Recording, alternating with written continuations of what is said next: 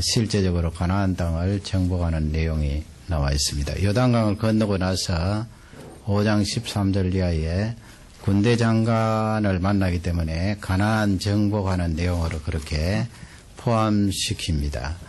오늘 이제 5장 후반부 또 6장 전체를 통하여서 여리고성이 무너지는 내용 되겠죠. 너무나 잘 아는 내용이고 또 많은 시간을 통하여서 이 말씀을 배우고 듣고 했을 것입니다.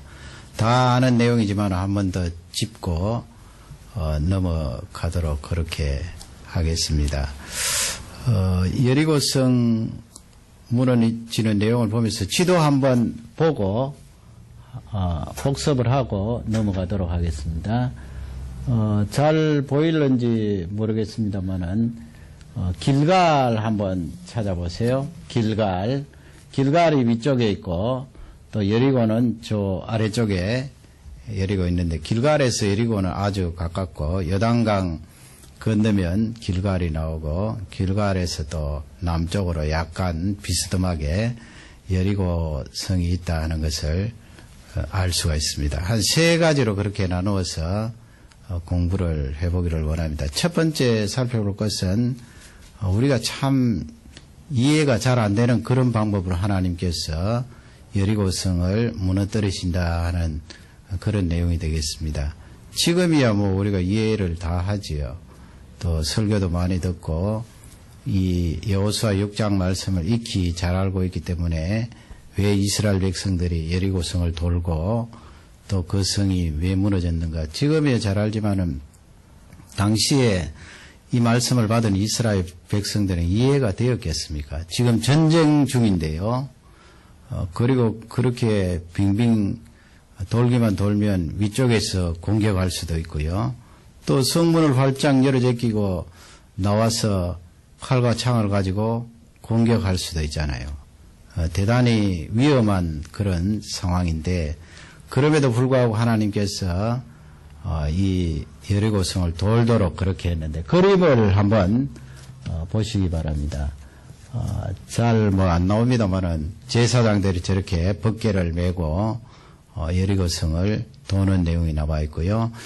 그러면 이제 성경을 한번 우리 읽어가면서 또 그림도 봐가면서 그렇게 공부하도록 하겠습니다. 먼저 11절 6장 되겠지요. 여리고성 무너진 내용 6장 11절 12절 드리겠습니다. 여호와의 괴로 성을 한번 돌게 하니라. 우리가 진에 돌아와서 진에서 자니라. 여호수아가 아침에 일찍이 일어나라. 제사장들이 여호와의 궤를 메고 그 첫째 날 이제 그 앞쪽에 뭐 다 여호수아를 통해서 이스라엘 백성들이 하나님께 받은 그 말씀을 전달받았지요. 그 순서를 보면은 제일 앞쪽에는 이제 무장한 군사들이 서 있고 그 다음에는 이제 양강 나팔 이 양뿔이 되겠죠. 양뿔을 쥐고 나팔을 부는 제사장들 7 있고 그 다음에는 하나님의 언약궤 있고 그 다음에는 후미에는 또 그 이스라엘 군대 무장한 군대가 이제 따라오면서 여리고성을 도는데 거기 11절 말씀 이하에 보면은 첫날은 한 바퀴 싹 돌고 다시 돌아오는 그 내용이 나와 있는데요. 그 그림을 한번 보시기 바랍니다. 이건 이제 현대에 복원시켜 놓은 것입니다. 여리고 성을 이제 고고학적으로 탐사를 해서 그 밑에 파보면 알 수 있잖아요. 복원시킨 내용인데 성벽이 저렇게 2개가 되어 있어요. 그리고 그 사이에 있는 이 간격이 있을 거 아니에요. 그 3비탈입니다. 약 35도 각도. 45도보다는 조금 완만합니다만 35도 하면 상당히 경사가 급하잖아요. 그러니까 앞쪽에 또 성을 이렇게 만들어 놓고 35도 비탈을 이렇게 이 여리고성 자체가 비탈이에요. 그리고 그 성은 거의 이 언덕 끝부분에 그렇게 있는데 35도 각도로 이렇게 쫙 올라가서 그 다음에 또 성읍이 성곽이 있으니까 공격하기가 대단히 어려운 거예요. 어떻게 공격하겠습니까, 여러분? 첫 번째 성을 넘어갔다 그래도 그 다음에 거기 비탈이 있지. 또 그 다음에 넘어가려고 그러면 굉장히 힘들고 어려운 거예요. 거의 난공불락인데 큰 성은 아니에요. 가로세로 하면은 한 2km. 그러니까 옛날 성읍으로 봐서는 뭐 그런 대로 그런데 요즘 보면은 뭐 양쪽 사방이 2km니까 그렇게 큰 성읍은 아니지만은 요새예요. 꼭대기에다가 지은 데다가 저렇게 아주 성을 이중으로 만들고 그리고 저 성 두께가 얇은 것이 아니고 마차가 지나다닐 정도로 그렇게 두꺼운 성벽으로 만들었으니까 가데스 바네아에서 정탐하러 들어갔던 12사람들이 그 가나안에 있는 성읍은 대단히 견고하다고 그렇게 겁을 집어먹고 부정적으로 보고를 하였던 것입니다. 그 다음에 이제 13절, 14절 우리 다 같이 한음성으로 봐드리겠습니다. 7 제사장은 7 양각 나팔을 잡고 여호와의 궤 앞에서 계속 진행하며 나팔을 불고 무장한 자들은 그 앞에 행하며 후근은 여호와의 궤 뒤에 행하고 제사장들은 나팔을 불며 행하니라. 그 제2일에도 성을 한번 돌고 진에 돌아오니라. 예, 2일째까지 이제 14절 내용이 나와 있는데 거기 보면 숫자가 등장하죠. 뭐 요한계시록에 나오는 것처럼 7 그렇게 등장하는데 7 양각 나팔 그러니까 7 제사장 7이라는 숫자가 계속 등장하고 그리고 날짜 자체가 하루 이틀 사흘에서 나중에 얘기했습니다만 7일째까지 그렇게 7이 나오고 또 이렇게 마지막 날은 7번 그렇게 돌았잖아요. 7, 7. 이 7이라는 숫자가 계속해서 나오고요. 또 나팔을 계속 불고 또 백성들은 또 군사들하고 돌 때 이야기를 하지 말도록 그렇게 하나님께서 명령을 내리셨습니다. 그 다음에 이제 15절, 16절 읽으시면 7째 날까지 그렇게 나오는데요. 15절, 16절을 다 같이 읽겠습니다. 제7일 새벽에 그들이 일찍이 일어나서 여전한 방식으로 성을 7번 도니 성을 7번 돌기는 그날뿐이었더라. 7번째 제사장들이 나팔을 불 때 여호수아가 백성에게 이르되 외치라 여호와께서 너희에게 이 성을 주셨느니라. 예, 이 성을 주셨느니라 해서 와라라 그 성이 무너지는 내용이 20절에 나와 있는데 우리 주일학교 재밌는 그런 이야기 있죠. 여러분 잘 아시죠? 여리고 성에 대해서 어떤 목사님이 주일학교 자기 교회 주일학교겠죠. 주일학교 학생에게 가서 여리고 성 누가 무너뜨렸니 하니까 주일학생이 목사님 저 안 무너뜨렸어요. 저는 잘못한 것이 없어요. 그래서 이 목사님 선생님을 불러서 이 아이가 내가 여리고 성 누가 무너뜨렸니 하니까 자기가 안 무너뜨렸다고 저렇게 이야기하는데 어떻게 된 거냐고 그러니까 목사님 저 어린이는 너무 착하고 정직하기 때문에 그 말이 맞습니다. 제가 무너뜨린 게 아니에요.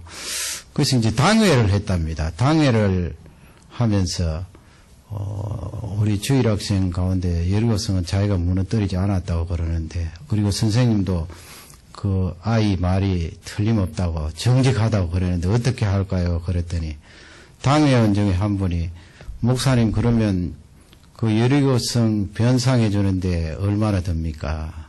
그렇게 묻더랍니다. 재밌는 이야기죠.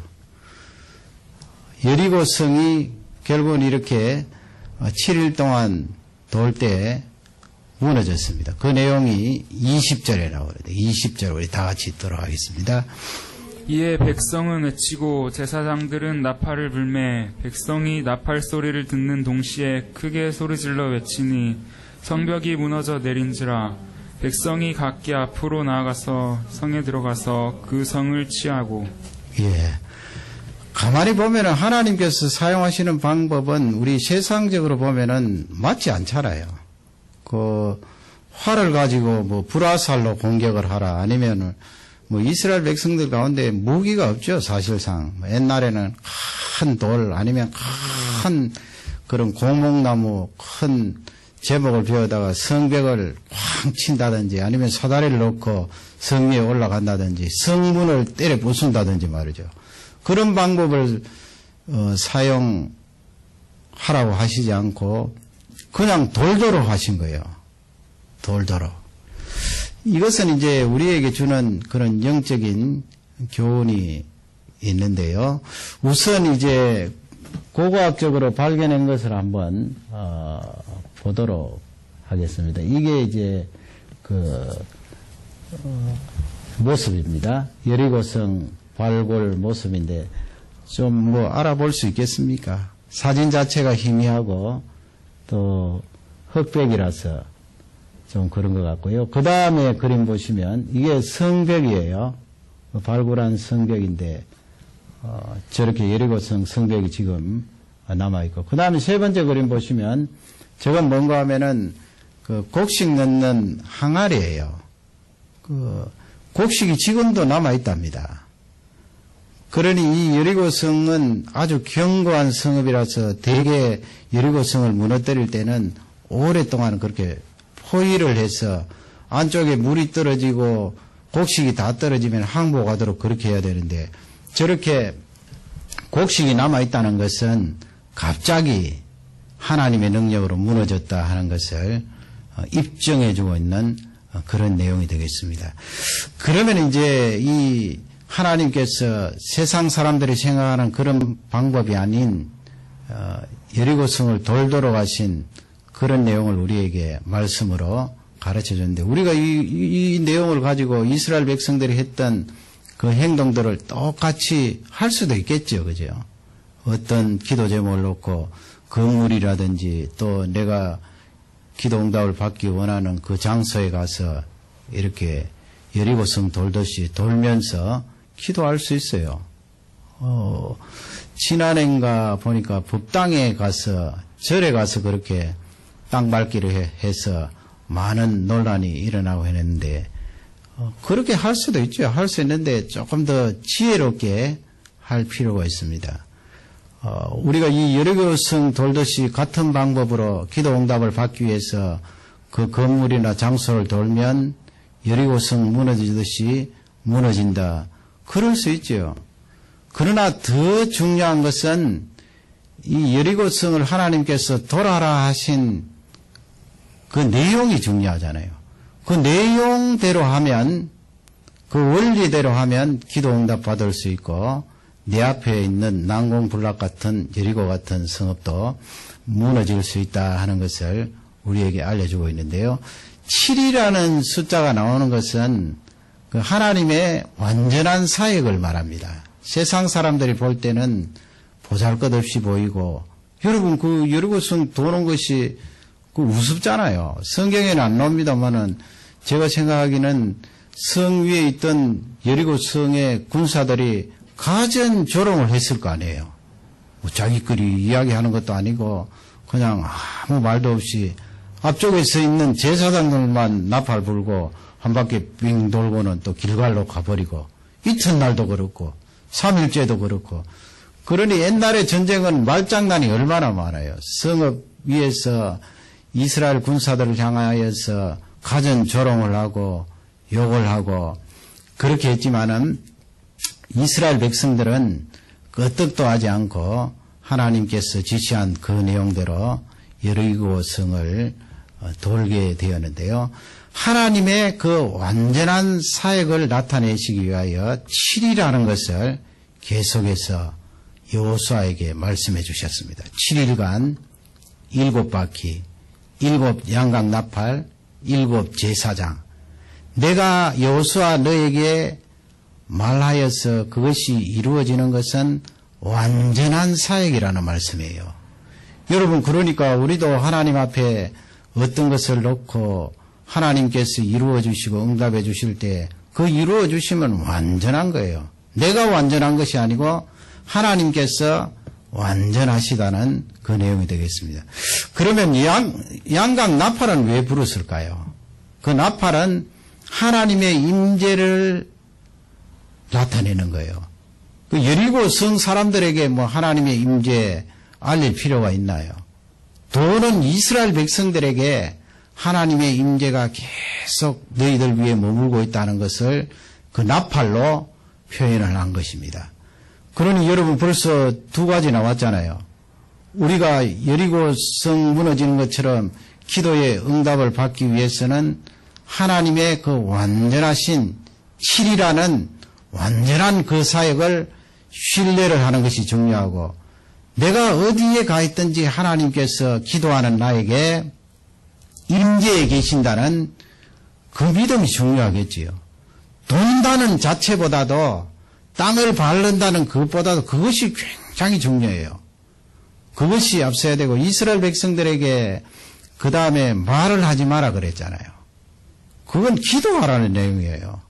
그 하나님께서 미리 여호수아에게 말씀해 주신 그 내용을 묵상하면서 그 사방 2km니까 뭐 얼마나 걸리겠어요? 1시간 하면은 한 바퀴 돌지 않겠어요? 그 1시간 동안 길갈 돌아갈 때까지 이야기하지 말고 하나님의 말씀을 묵상하면서 계속해서 그렇게 기도하라는 그런 메시지가 되겠습니다. 그러면 세상 사람들이 바라볼 때는 좀 이해가 되지 않는 이와 같은 방법을 하나님께서 이스라엘 백성들에게 알려주셔서 그대로 시행하게 하신 것은 왜 그렇게 시행하셨어요? 상식적인 방법으로 하시지 않고 전혀 이스라엘 백성들이 생각하지 않은 그 방법대로 하신 것은 하나님의 말씀이 말씀대로 그대로 이루어진다는 것을 그들에게 나타내 보이신 거 아니에요. 그러므로 우리도 기도 응답을 받기를 원하고 여리고성이 무너지는 그런 기적과 능력을 체험하기를 원할 때 하나님의 말씀은 선포된 그대로 반드시 이루어집니다 하는 그것을 따라가는 거예요. 결국은 이스라엘 백성들이 이해가 되지 않는 그 내용을 순종했을 때 아까 읽은 20절 말씀처럼 여리고성이 완전히 무너졌습니다. 저 견고한 성읍이 완전히 무너졌어요. 그것도 마지막 순간에는 여호수아가 외치잖아요. 이스라엘 백성들을 향해서 하나님께서 너희들에게 이 성읍을 주시리라 외쳐라 하니까 이스라엘 백성들이 외치니까 일순간 여리고성이 무너져서 완전히 점령하는 것을 볼 수가 있습니다. 우리가 이 점점 문명이 발달될수록 또 살기가 좋아질수록 하나님께서 우리에게 가르쳐 주신 이 방법을 시원찮게 생각할 때가 있어요. 사실 뭐 이 수요일도 그렇잖아요. 수요일도 이렇게 멀리 또 가까이 비가 오는 날 이렇게 예배드리러 와야 되나 그렇게 생각할 수 있어요. 그러나 이렇게 나와서 하나님 앞에 머리를 숙이고 찬양을 드리고 말씀을 듣는다는 것이 세상 사람들이 보면은 좀 이해가 안 되는 그런 부분이지만은 하나님께서는 이 방법을 그대로 좋아하시는 거예요. 나와서 예배 드리고 말씀 보고 찬양하는 이 방법을 받으시고 은혜를 더하여 주시는 줄 확신합니다. 성경이 그것을 우리에게 알려주고 있습니다. 그러므로 우리는 하나님 말씀 기록된 그대로 쭉 따라가는 것이 중요합니다. 만일에 이스라엘 백성들이 말을 마음대로 하도록 허락을 했더라면 어떻게 됐을까요? 길갈에서 출발해서부터 굉장한 이야기가 나오겠지요. 우리가 이 성을 이렇게 돈다고 무슨 일이 해결되느냐. 그리고 위쪽에서 막 욕을 해대고 조롱을 하면 한마디씩 할 거고요. 그렇게 되면 이상하게 되는 거예요. 하나님의 말씀이 지시한 그대로 그냥 묵히 7일 동안 돌고 마지막 날은 7번 돌아서 결국은 승리를 얻는 귀한 내용이 여기에 나와 있습니다. 이 말씀이 우리 모두에게 축복이 되기를 주님의 이름으로 축원합니다. 그 다음에 이제 살펴볼 것은 하나님께서 일하신다. 예수님이 요한복음에 말씀하셨듯이 아버지께서 일하고 계심으로 나도 일하신다. 그런 말씀하셨죠. 여러분 그 말씀이 얼마나 우리에게 힘과 용기가 돼요. 그 하나님께서 우주 만물을 창조하시고 그 다음부터는 계속해서 쉬시면서 손을 떼면은 어떻게 되나요? 이신론이라 그러죠. 하나님께서 만물을 창조하시고 손을 떼신 것이 아니고 예수님 말씀처럼 계속해서 일하고 계세요.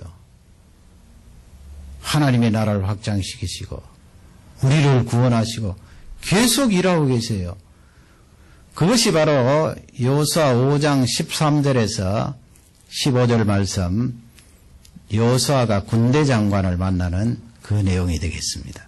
그 내용이 하나님께서 일하신다는 내용을 여호수아에게 가르쳐 준 거예요. 우리 13절, 14절을 다 같이 읽겠습니다. 여호수아가 여리고에 가까웠을 때 눈을 들어본즉 한 사람이 칼을 빼어 손에 들고 마주섰는지라.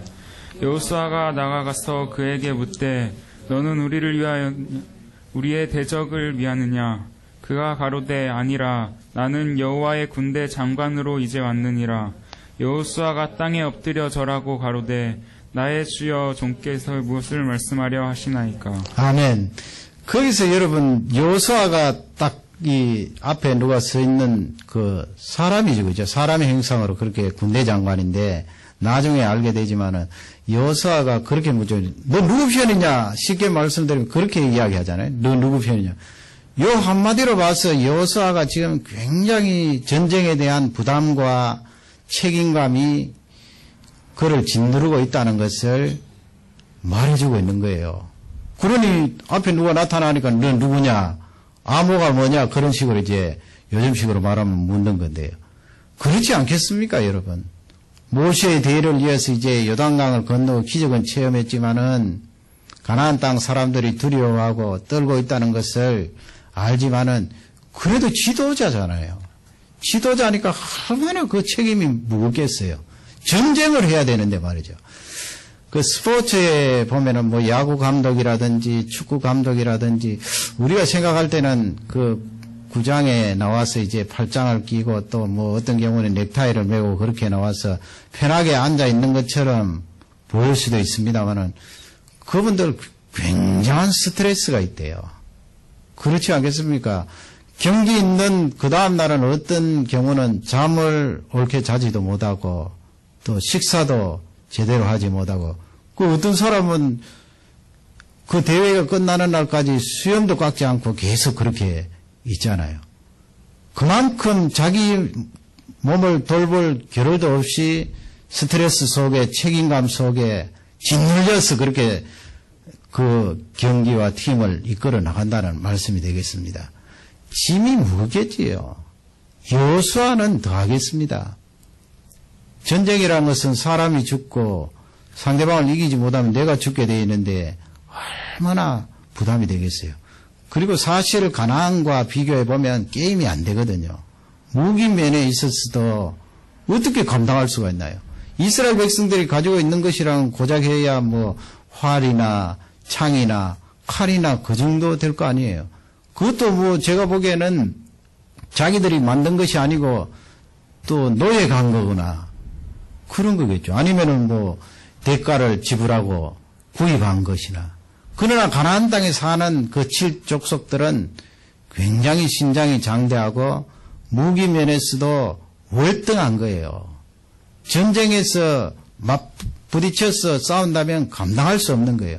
그런 상황에서 하나님을 의지하고 하나님을 바라보는 여호수아지만은 너 누구냐? 아군이냐? 적군이냐? 묻는 것으로 봐서 상당한 부담감과 책임감을 느끼고 있다는 것을 알 수가 있습니다. 그럼 여기서 우리가 적용해야 될 것은 하나님께서 일하신다는 그 내용 하나를 붙들으라는 거예요. 하나님이 일하시면 내가 전쟁을 하든 내가 사역을 하든 나를 도우실 거 아니에요. 우주만물 창조해 놓으시고 그냥 동떨어져서 이신론자들이 말하는 것처럼 하나님 그냥 시계 태엽 돌아가듯이 돌아가도록 해놓으시고 하나님 가만히 계신데 그런 하나님이 아니시거든요. 지금 현재도 일하시고 나를 도와주시고 여호수아 시대에도 여호수아 장군을 도와주고 일하시는 하나님. 그러므로 여호수아에게 이 군대 장관이 나타난 메시지는 하나님이 일하심으로 너 책임감과 부담감을 내려놓으라는 말씀이에요. 전쟁하지 말라는 말씀이 아니고요. 그렇게 책임감이 너무 자기를 짓누르고 전쟁에 이겨야 되는데 하면은 그 전쟁을 옳게 할 수가 있겠습니까? 내가 이번 경기는 반드시 이겨야 된다. 선수들이든 감독이든 물론 심리적으로 그렇게 승리에 대해서 심리적으로 우위를 가지는 것은 중요하지만 너무 집착해버리면 도로 진다고요. 그 굉장히 중요한 내용인데 15절 말씀에 가면 이제 그 군대 장관이 그런 말을 하죠. 우리 15절 말씀을 다 같이 읽겠습니다. 여호와의 군대 장관이 여호수아에게 이르되 내 발에서 신을 벗으라. 내가 선 곳은 거룩하니라. 여호수아가 그대로 행하니라. 예. 그 출애굽기 3장에서도 모세에게도 비슷한 말씀을 하셨는데 너 선 곳은 거룩한 곳이기 때문에 너의 신발을 벗으라 그렇게 말씀하는데 신발을 벗으라는 말씀은 뭐예요? 그 하나님이 임재하셔서 그 땅 자체가 거룩하기 때문에 그 사람이 신고 다니는 이 물리적으로 봤어도 이곳 아니고 저곳 아니고 신발이 더러워져 있으니까 하나님의 임재 앞에 자세를 가다듬고 신발을 벗으라 그런 내용도 있겠지만은 거기서 영적으로 우리에게 주는 더 중요한 원리는 네가 가지고 있는 방법, 네가 가지고 있는 책임감, 네가 가지고 있는 전술 그 모든 것을 내려놓으라는 말씀이에요. 여리고성 점령하기 전에 가나안 땅 전쟁 시작하기 전에 내려놓으라는 말씀이에요. 우리는요, 이게 육신을 가지고 있기 때문에 다 그 부분에 알고는 있지만 잘 안 되는 것 같아요.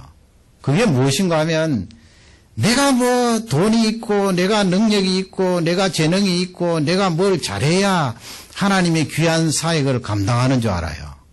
그거 안 그렇거든요. 이신론자들이 말하는 것처럼 하나님께서 동떨어져 계시면서 시계 태엽 감아놓은 것처럼 푸신다면 그럴 수도 있어요. 그러나 성경 말씀은 이신론이 아니거든요. 하나님이 지금도 일하고 계세요. 여호수아도 도우시고 지금 나의 가정, 나 자신, 우리 민족 지금도 일하고 계세요. 도우세요. 하나님 혼자 일하시는 것이 아니고 나를 붙들고 일하시는데 그러나 사역을 감당할 때도 보면 자꾸 그걸 생각하거든요. 그러므로 나는 재능이 없어 못합니다. 또 조금 하고 나서 좀 쉬겠습니다. 아니 사실은 쉬는 것이 있어서는 안 되죠. 계속 해야 되죠. 물론 안식년도 필요하고 근본적으로 또 계속해서 사역이 지속될 때 또 안정을 가지는 충전하는 그 시간이 필요하겠지만은 우리 중심 속에는 하나님 나라 가는 그날까지 계속 사역을 감당해야 되거든요. 좀 쉬겠습니다. 그 말씀 속에는 내 힘으로 했다는 개념이 들어가 있지 않나요? 왜 그러면 좀 쉬겠습니다. 그렇게 이야기를 합니까? 지금 우리 여기 계신 분들을 그렇다는 말씀이 아니고요. 그런 경우가 있거든요. 좀 쉬겠습니다. 이제까지 내가 사역을 해오고 이 일을 감당했는데 하나님께서 사실상 계속해서 도와주시고 하늘의 천사를 보내주셔서 나의 사역을 감당할 수 있도록 능력을 부어주셔서 나를 도구로 지금까지 사용해 주셨는데 하나님 앞에 쉬겠습니다. 그러면 안 되거든요. 그래서 어떤 경우에는 어떤 한 사람이 사역을 감당하기 위해서는 어떤 분야에 있어서 그 사람이 훈련을 많이 받고 준비된 사람이라야 된다. 그런 이야기를 하는 경우도 있는데 사실은 그렇지 않아요. 하나님께서 쓰시려면요. 무슨 준비가 필요합니까, 여러분? 해라 그러면 하는 거고 하나님께서 능력을 부어주시는 거지요. 훈련 많이 받으면요. 옳게 사역을 못해요. 여러분 저도 보세요. 제가 상담 공부를 얼마나 오래 했는데 상담 공부 이렇게 오래 해도 상담을 가지고 하나님이 쓰시나요? 안 그렇거든요. 어쩌면은 하나님께서 우리 개개인을 사용하실 때 내가 가지고 있는 가장 연약한 부분을 꼬집어서 쓸 때가 있어요. 왜 그렇게 하나님이 하나님이 내가 가장 잘하고 가장 두각을 드러내고 현저한 것을 붙들어서 사용하시지 왜 나의 연약하고 가장 못난 부분을 붙들어서 사용하십니까? 하나님이 일하시니까. 나의 가장 잘하고 특출난 부분을 하나님께서 어떤 일을 해라 하면은 돼요. 하나님께서 일하시니까요. 능력을 부어주시니까요. 여호수아가 크게 책임감과 부담감을 느끼면서 새벽에 일찍 일어나서 잠이 오겠어요. 여리고성 앞에 얼쩡얼쩡하는데 군대 장관이 나타나서 네가 가지고 있는 방법, 전술, 네가 가지고 있는 책임감, 모든 재능, 전쟁 잘하는 거 다 벌써 던져버리고 하나님이 일하심으로 너에게 개입해서 이 가난한 전쟁을 승리하도록 은혜를 주시겠다는 그런 약속이 복음이지요. 얼마나 놀라운 메시지예요. 그러므로 우리 하나님 백성들은 내가 못났다고 생각하고 연약하다고 생각하고 재능 없다고 생각하는 그 부분도 하나님이 언제 어느 순간 사용하실지 몰라요. 하나님이 능력이 거기 들어가면 사실 무엇을 전공하고 세상적으로 말이죠. 학문이라든지 무엇을 전공하고 물론 뭐 과학 분야라든지 그 부분에 깊이 들어가고 연구를 하고 전공하고 그렇게 해서 그 분야를 개발시키고 이렇게 합니다만 우리가 일반적으로 사역을 감당하고 하나님의 나라를 위하여 일을 할 때요. 너무 전공을 해서 깊이 들어가면 도리어 담력 있게 그 사역을 감당하지 못해요. 그리고 하나님께서 지시하시면 자꾸 내가 배운 것 이야기한다고요. 내가 훈련받은 것 이야기하고요. 전적으로 하나님을 의지하고 하나님을 바라보지 못하고 내 것이 자꾸 나오기 때문에 거기에 성령의 열매와 능력이 덜 가미된다는 말씀이 되겠습니다. 하나님께서 일하신다. 무슨 일을 나에게 하나님이 시키시든지 책임감이라든지 그 모든 것들을 내려놓고 하나님을 의지하고 그분이 일하시도록 나의 공간을 내어드리는 종들이 되시기를 주님의 이름으로 축원합니다.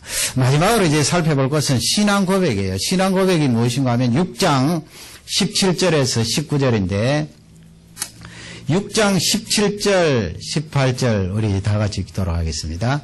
이 성과 그 가운데 모든 물건은 여호와께 바치되 이생 라합과 무릇 그 집에 동거하는 자는 살리라. 이는 그가 우리의 보낸 사자를 숨겼음이니라. 너희는 바칠 물건을 스스로 삼가라. 너희가 그것을 바친 후에 그 바친 어느 것이든지 취하면 이스라엘 진으로 바침이 되어 화를 당케 할까 두려워하노라. 아멘. 그리고 19절 말씀까지 다 읽겠습니다. 은금과 동철 기구들은 다 여호와께 구별될 것이니 그것을 여호와의 곳간에 드릴지니라. 아멘. 하나님의 그 창고에 집어넣어라. 은금, 동철, 뭐 다른 것은 다 하나님께서 제하라 그러고 사람, 동물까지 다 그 생명을 빼앗으라고 그렇게 말씀하는데 은금, 동철은 하나님의 곳간에 넣어라. 구별된 것이다. 그렇게 말해요. 그게 신앙 고백입니다, 여러분. 왜 하나님께서 여리고성을 이렇게 이스라엘 백성들이 힘들이지 않고 무너졌잖아요. 이스라엘 백성들이 한 게 뭐예요? 그냥 7일 동안 왔다 갔다 돌기만 했는데 하나님께서 다 해결해 주셨잖아요. 모든 하나님의 백성들이 이 세상을 살아가는데 이렇게 하나님께서 모든 것을 다 해주시고 이스라엘 백성들을 그냥 팔짱 끼고 돌기만 하면 된다. 그런 메시지가 아니겠지요. 하나님께서 이스라엘 백성들이 이렇게 여리고성을 직접 개입하셔서 여리고성을 무너지게 한 것은 내가 너의 가나안 전쟁에 계속해서 함께 하시는데 그 맛배기로 첫 번째 여리고성 점령은 확연하게 볼 수 있도록 능력을 부어주겠다. 그런 메시지예요. 그러므로 여리고성에서 거두어 들인 금은 동철은 너의 것이 아니라는 거예요. 다 하나님의 창고에 집어넣어라. 나중에 그 금은을 가지고 성막이라든지 또 다윗 시대에 가면은 성전을 짓는데 솔로몬 시대에 사용하지 않아요. 그건 하나님 거라는 거예요. 여러분 우리는 일생 살아가면서 여리고성 무너지는 그런 첫 번째 것을 체험하지 않았습니다. 하나님, 우리는 그렇게 할 필요가 없네요. 아니지요. 하나님께서 우리 개개인에게 지난번에 말씀드린 대로 일상 속에 기적을 다해 주셔서 우리 자녀들도 초등학교 마치고 중등 마치고 대학 마치고 뭐 대학 안 하는 사람들은 고등 마치고 직장에 가고 사업체 가고 그렇게 하는데 그 신앙 고백이 있잖아요. 하나님 아버지 이렇게 20몇 년 동안 10몇 년 동안 나의 자녀를 길러주시고 또 자식된 자기들은 나를 이렇게 키워주시고 양육해 주신 하나님 아버지. 여리고 성을 보니까 하나님께서 나의 인생에 깊이 개입하셨네요. 나를 도와주셨네요. 나에게 건강을 주셨네요. 그래서 첫 번째 것은 하나님 앞에 드린다는 거예요. 그 여리고 성은 무너져서 노예가 한 것은 첫 번째 것이잖아요. 우리 자녀들 나중에 사업을 하든 직장을 가든 첫 번째 것이 있잖아요. 그 신앙 고백이거든요. 그거 안 한다고 막 하나님께서 불러서 꿀밤 주시는 것도 아니고요. 그러나 구약 성경을 보면은 첫 번째 것을 하나님 앞에 드리는 것. 여리고성 점령하고 나서 하나님이 도와주셔서 전적으로 하나님의 능력으로 우리가 승리했네요. 그러므로 검은 동철은 하나님의 곳간에 드립니다. 완전히 드리는 거예요. 하나님께서 그것을 맛배기로 보여주시고 너희들 가나안 땅에 들어가서 농사를 짓든 가축을 치든 그런 신앙 고백으로 살아라는 거예요. 하나님, 금년에도 은혜를 주셔서 이렇게 아름답게 지내게 되었네요. 하나님 앞에 신앙 고백으로 드립니다. 그것을 지금 말씀하는 거예요. 그래서 이 여리고성 무너진 데서 얻은 것은 다 하나님 곳간에 들어가도록 한 것을 성경은 가르쳐주고 있습니다. 우리 자녀들 키우거나 자녀들 그렇게 첫 월급을 받는다든지 사업을 해서 첫 번째 나오는 수입이라든지 그렇게 하는 게 좋아요. 그게 신앙 고백이잖아요. 그것 하는 사람하고 안 하는 사람하고 뭐 비교해서 정죄할 필요는 없고요. 그것 하는 사람이 신앙 고백이 바로 된 거지요. 그리고 첫 번째는 하나님 앞에 드리고 두 번째 것은 부모님한테 드려야지. 부모님한테 드리고 부모님 이제까지 키워주시고 양육해주시고 너무나 감사합니다. 첫째는 하나님, 두 번째는 부모님 드리면서 감사하면서 그 신앙 고백을 하고 부모님의 은혜에 감사하는 그런 귀한 믿음의 사람이 되기를 주님의 이름으로 축원합니다. 이스라엘 백성들이 그것을 이제 배우도록 하나님께서 지시하신 것입니다. 여리고성을 통하여 신앙 고백도 하고 하나님이 계속해서 일하고 계심을 그들이 체험하여서 가나안 땅을 정복하는 놀라운 일들을 이루었던 것입니다. 이 말씀이 우리에게 축복이 되기를 주님의 이름으로 축원합니다.